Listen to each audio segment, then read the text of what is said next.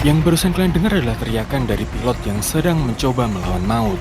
Dan tak hanya sang pilot, di balik ruang kokpit, di saat yang sama, 75 orang juga berteriak dan berdoa agar hidup mereka terselamatkan.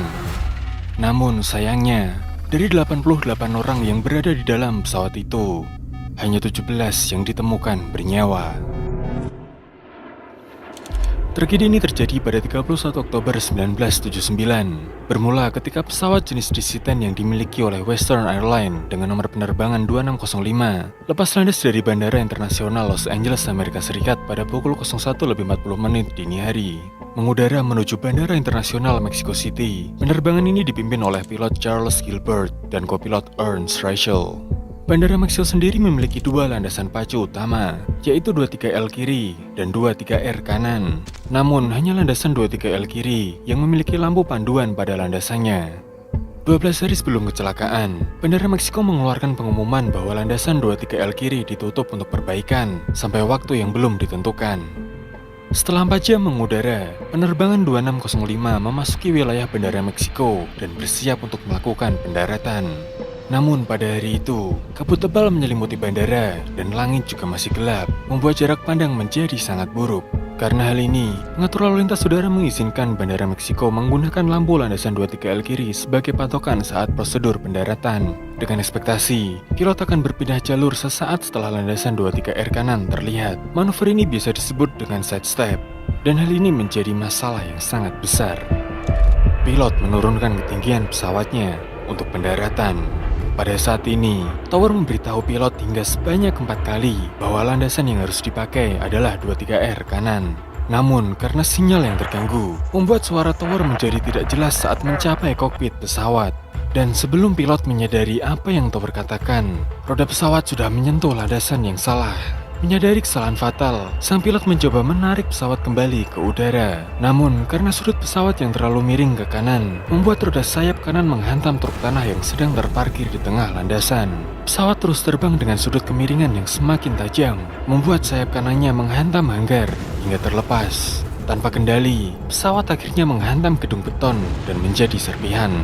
Dalam tragedi ini, 58 dari 75 penumpang, 13 awak, dan supir truk tanah kehilangan nyawanya. Dan ini isi dari black box Western Airlines penerbangan 2605.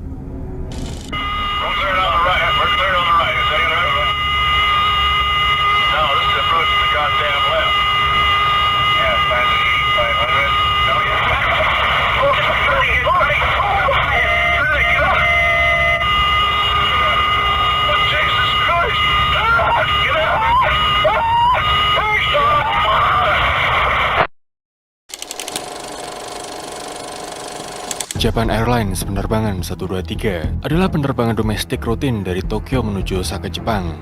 Lepas landas dari Bandara Haneda, Tokyo pada 12 Agustus 1985 pukul 18.12 waktu setempat. Pesawat Boeing 747SR membawa 509 penumpang dan 15 awak. Pilot yang memegang kendali saat itu adalah Kapten Takahama Masami dan kopilot Yutaka Sasaki di sisinya. 2 bulan sebelumnya, dalam rute yang sama, pesawat ini mengalami kecelakaan ketika melakukan pendaratan di Bandara Itami, Osaka. Pesawat terhentak keras saat menyentuh landasan pacu. Pilot yang mengendalikan saat itu menaikkan hidung pesawat secara berlebihan hingga bagian ekor menghantam aspal landasan.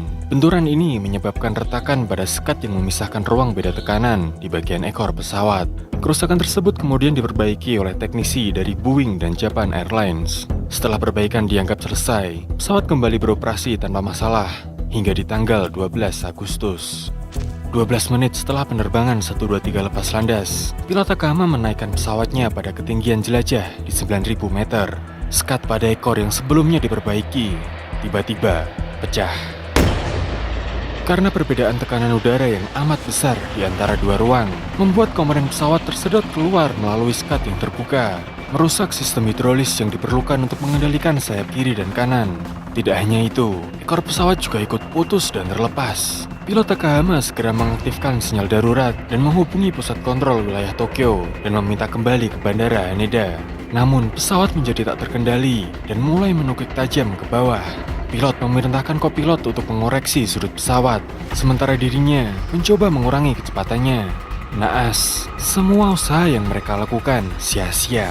Pesawat itu telah kehilangan semua alat manuvernya dan benar-benar tidak dapat dikendalikan. Setelah terombang-ambing selama 30 menit di udara, dengan pilot terus mencoba untuk menyelamatkan pesawatnya, penerbangan 123 jatuh menghantam tanah dengan kecepatan 630 km per jam. Ironisnya, meski lokasi jatuhnya pesawat diketahui 20 menit setelah kecelakaan, pemerintah Jepang justru menunda operasi penyelamatan hingga 14 jam. Tim penyelamat baru tiba di lokasi pada keesokan harinya. Dari 524 orang yang berada di dalam pesawat itu, hanya 4 yang selamat. Seorang ibu berumur 34 tahun bersama putrinya yang berumur 8 tahun. Seorang anak perempuan berusia 12 tahun yang saat ditemukan sedang terduduk di atas dahan pohon. Dan pramugari berusia 25 tahun bernama Yumi Ochiai yang saat itu sedang cuti. Yumi menceritakan bahwa sesaat setelah terbangun dari kecelakaan, ia masih dapat mendengar teriakan dari para penumpang lainnya. Namun, seiring berlalunya waktu, teriakan-teriakan itu mulai memudar di tengah kegelapan malam.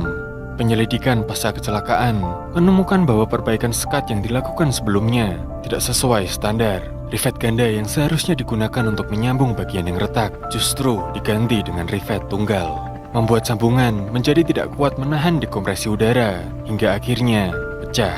Setelah tragedi ini, Presiden Japan Airlines mengundurkan diri dari jabatannya. Sementara seorang manajer penanggung jawab perbaikan memutuskan mengakhiri hidupnya sendiri karena tidak mampu menanggung rasa malu yang telah ia timbulkan terhadap Japan Airlines.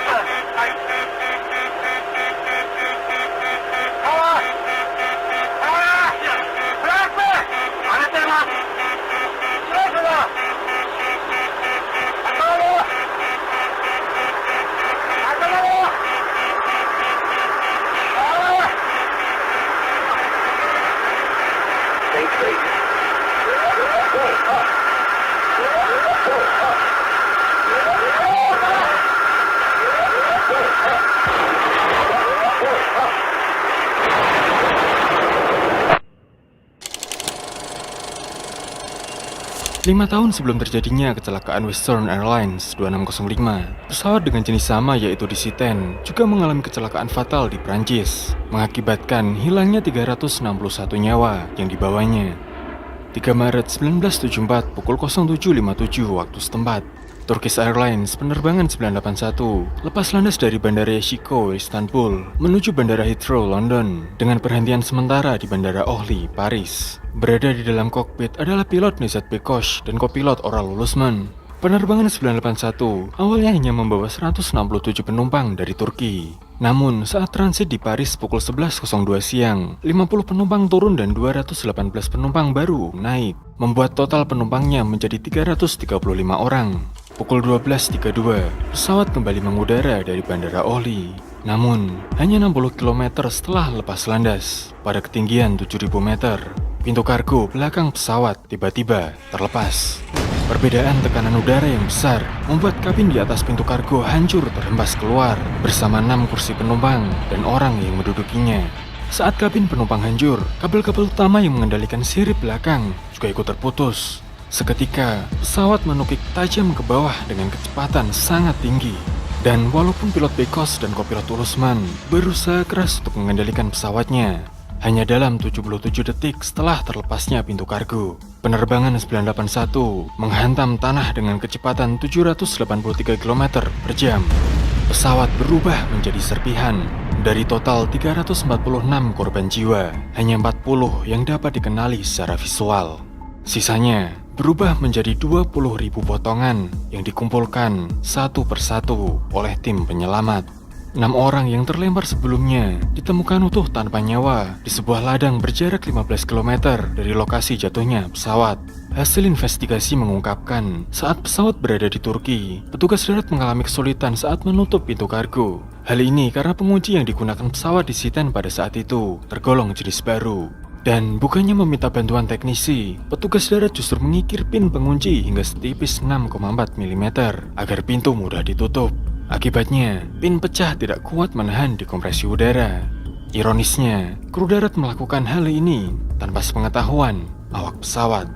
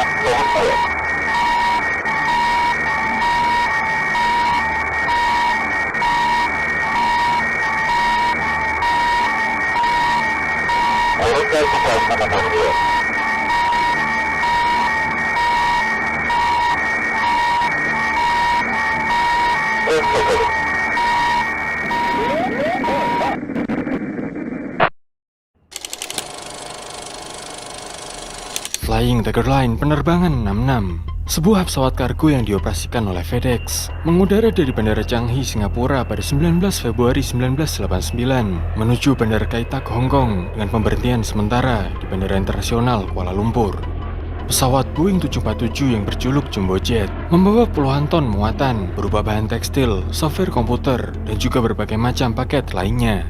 Di dalam kokpit, Kapten Frank Helvin, 59 tahun, memimpin penerbangan bersama kopilot Jack Robinson dan dibantu oleh dua awak lainnya. 30 menit setelah lepas landas, pesawat memasuki wilayah Bandara Internasional Kuala Lumpur di waktu fajar. Langit masih gelap dan ditutupi kabut tebal. Komunikasi dilakukan dengan tower. Awak pesawat diberi instruksi untuk menuju titik navigasi KL sebelum diarahkan untuk mendarat di landasan pacu 33. Namun, bukannya mengucapkan KL dengan benar, tower justru menyingkatnya menjadi KL atau KL. Hal ini menyebabkan kebingungan di antara awak pesawat, karena KL juga menjadi singkatan dari 4 titik yang berbeda di sistem navigasi udara. Sempat terjadi perdebatan di antara pilot dan kopilot tentang titik mana mereka sebenarnya diarahkan. Dengan keputusannya, pilot memerintahkan kopilot yang saat itu memegang kendali untuk mengarahkan pesawat ke titik KL terdekat dan berbelok ke arah landasan. Tower kemudian memberikan serangkaian instruksi penurunan ketinggian kepada pilot, mulai dari 7.000 kaki, 5.500 kaki, 3.500 kaki, hingga 2.400 kaki. Angka terakhir disampaikan oleh Tower dalam bahasa Inggris sebagai 2400. Namun, kesalahpahaman fatal terjadi. Sang pilot salah menangkap instruksi tersebut dan mengira Tower berkata 2400 yang ia pahami sebagai ke-400 kaki. Tanpa menyadari hal tersebut, pilot dengan tenang menjawab "Oke, 400". Pesawat mulai diturunkan ke ketinggian 400 kaki atau 121 meter. Alarm sistem pendeteksi medan langsung aktif mengeluarkan peringatan pull up. Namun pilot mengabaikannya. Dengan keyakinan penuh, pilot berucap kepada kopilot bahwa ia sudah sangat mengenal medan Bandara Kuala Lumpur. Dan beberapa saat kemudian, pesawat menabrak lereng bukit di area Hulu Langat, sekitar 20 km dari bandara. Benturan keras membuat kobaran api membumbung tinggi dan berlangsung selama 2 hari. Rekaman black box dari penerbangan 66 kemudian digunakan sebagai contoh kesalahan fatal pengoperasian pesawat dalam pelatihan kru penerbangan hingga saat ini. All the way up check. Speed brake. Set. You want any kind of brakes? Yeah, let's put the brakes on. Put them on there. Okay. Just give an 8,000 meters of visibility at this time. What? Whoa, huh. So you got... Whoa, huh. So you got the ILS set, right? Yeah. I'm going to put you on 14.7. That'll give you... Whoa, huh. Whoa, huh. Whoa, huh. Whoa, huh. Whoa, huh. Oh, I got 100 feet on the jet. Whoa, huh. Pada Rabu pagi 13 Januari 1982, Ibu kota Amerika Serikat, Washington DC, tengah dilanda badai salju. Bandara Nasional Washington yang terletak di kota itu ditutup. Landasan dan pesawat yang terparkir membeku diselimuti salju setebal 17 cm. Pada siang harinya, saat badai mulai mereda, bandara kembali dibuka. Satu persatu, pesawat disemprot cairan pencair es dan bersiap dalam antrian untuk memasuki landasan pacu. Termasuk diantaranya pesawat Boeing 737 yang dioperasikan oleh Florida Air bernomor penerbangan 90. Di dalam kokpit, duduk Larry Whitten, sang pilot berumur 34 tahun, dan kopilot Roger Pettit yang berumur 31 tahun. Penerbangan ini membawa 74 penumpang. Karena banyaknya pesawat pada saat itu, membuat penerbangan 90 harus menunggu selama 49 menit dalam antrian lepas landas. Pada saat ini, es yang sebelumnya telah dicairkan kembali mengkristal di bagian mesin dan sayap pesawat. Walaupun mengetahui hal ini, sang pilot tetap memutuskan untuk memasuki landasan pacu dan tidak melakukan penyemprotan ulang pencair es. Pada pukul 15.59, penerbangan 90 bergerak memasuki landasan dan bersiap melakukan lepas landas. Salju kembali turun, dan meski suhu udara saat itu mencapai minus 4 derajat Celcius, pilot tidak menyalakan sistem anti-es pada mesin. Akibatnya, sensor rasio tekanan mesin membeku dan rusak. Kopilot yang memegang kendali saat lepas landas menyadari hal ini, dan beberapa kali menyampaikan kepada pilot bahwa panel instrumen tidak menunjukkan angka yang benar. Namun, pilot mengabaikan kekhawatiran kopilot dan membiarkan pesawat tetap lepas landas.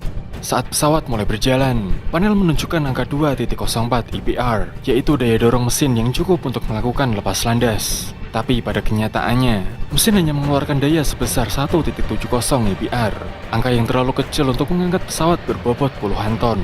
Meski berhasil terbang, pesawat hanya mengudara selama 30 detik sebelum kehilangan daya angkat dan menabrak jembatan hingga menghantam permukaan sungai Potomac yang beku. Pesawat terbelah menjadi 4 bongkahan besar dan hanya bagian ekor yang mengambang.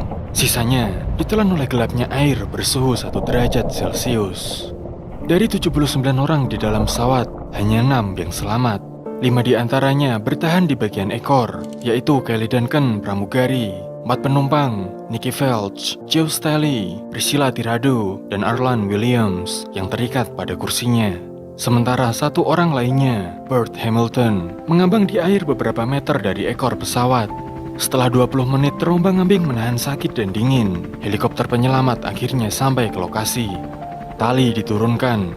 Burt Hamilton menjadi orang pertama yang ditarik ke daratan. Helikopter kembali ke ekor pesawat. Arlan Williams menangkap tali. Namun karena masih terjebak di kursinya, Williams menyerahkan tali tersebut ke Kelly Duncan. Sang pramugari ditarik ke daratan.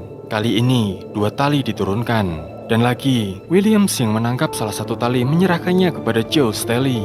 Joe kemudian memegang Priscilla Tirado yang terluka parah dan buta akibat bahan bakar jet yang mengenai matanya. Ia juga kehilangan bayi dan suaminya pada tragedi ini. Tali kedua dipegang oleh Nikki Felch. Namun saat helikopter menarik mereka, Priscilla dan Nikki terlepas. Priscilla yang terlalu lemah saat itu tidak kuat untuk berpegangan kembali. Dari pinggir sungai, seorang pria yang menyaksikan evakuasi bernama Lenny Skarnik meloncat ke dalam air. Menerjang dingin, ia berhasil membawa Priscilla ke daratan. Namun, Arlan Williams, ketika helikopter kembali untuk dirinya, ekor pesawat tiba-tiba terguling dan menyeret tubuhnya ke bawah air. Williams tenggelam kehilangan nyawanya. Sebagai penghormatan, pemerintah Amerika menamai ulang jembatan yang menjadi saksi tragedi ini, 14th Street Bridge, kini dikenal sebagai Arlan D. Williams Memorial Bridge.